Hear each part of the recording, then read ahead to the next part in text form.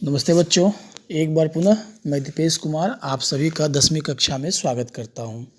आज हम लोग क्षितिज पाठ पुस्तक से गद्य खंड में अगला अध्याय पढ़ेंगे जिसका नाम है बाल गोविंद भगत।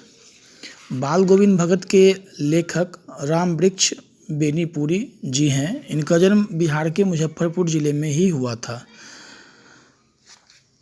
इस पाठ के माध्यम से आप देखिएगा, जो कि आप लोग पहले पढ़ा करते थे एमएडी में, गृहस्थ आश्रम, ये आश्रम के 4 भाग होते हैं, ब्रह्मचर्य आश्रम, गृहस्थ आश्रम, वानप्रस्थ आश्रम और संन्यास आश्रम। तो इस पाठ में आपको ये पढ़ने को मिलेगा कि गृहस्थ आश्रम में रहते हुए भी लोग प्रभु को याद कर सकते हैं, और चारों आश्रम में सबसे बेहतर आश्रम गृहस्थ आश्रम को ही क्यों कहा गया है, इस चीज़ को भी आप समझिएगा। दूसरी बात कि हम अपनी ज़रूरत को कितना कम कर सकते हैं, इस पाठ में देखने को मिलेगा। हम अपने व्यवहार को कैसे सुधार सकते हैं, इस पाठ में देखने को मिलेगा। संसार में लोग बहुत दुखी रहते हैं, लेकिन इस पाठ में आप देखिएगा कि बेटे के मरने के बाद भी जो उसका बाप है वो कहता है कि इसके मौत का दुख मत मनाओ, इसके मौत का आनंद मनाओ, उत्सव मनाओ। और हिंदू धर्म में कहा भी गया है कि मौत का दुख मनाना नहीं चाहिए, बल्कि मौत का उत्सव मनाना चाहिए। ऐसा क्यों?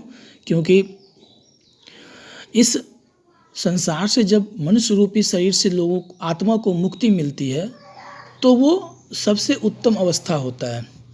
ऐसा इसलिए क्योंकि जब मनुष्य रूपी शरीर में हम लोग प्रवेश करते हैं तो कहने को भले हम बुद्धिजीवी कहलाते हैं, लेकिन हम लोग माया मोह में बहुत ज़्यादा फंस जाते हैं।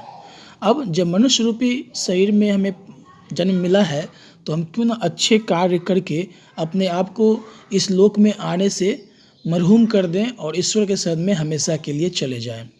तो इसमें दिखाया गया है इस पाठ में कि कैसे हम सात्विकता को अपना सकते हैं, कैसे अपनी विचारधारा को हम बिल्कुल स्पष्ट रख सकते हैं। हमारी बातों से दूसरे को दुख नहीं पहुंच सकता है, हमारे कर्म से लोग प्रसन्न हो सकते हैं। हमें ईश्वर की भक्ति में लगे रहना चाहिए, हमें दान में भी विश्वास रखना चाहिए, हमें लोगों की हर हमेशा मदद करनी चाहिए, हमें आस्था ईश्वर के प्रति इतना रखना चाहिए कि हमारा बहुत बड़ा नुकसान भी हो जाए तो भी हमारी आस्था ईश्वर के प्रति डिगनी नहीं चाहिए। तो इन सब बातों पे आपको इस पाठ के माध्यम से पढ़ने और समझने को मिलेगा। उम्मीद करता हूँ कि मैंने जो पीडीएफ अभी आपको हमने फॉरवर्ड किया है, तो इसको आप आराम से स्क्रीनशॉट लेते हुए भी पढ़ सकते हैं। हमने अलग से भी पीडीएफ सेंड कर दिया है और इस वीडियो के माध्यम से भी आपके पास उपलब्ध होगा, तो आप इसे पढ़ सकते हैं। अगली कक्षा में हम मिलते हैं और इस पर विस्तृत चर्चा करेंगे। तब तक के लिए धन्यवाद।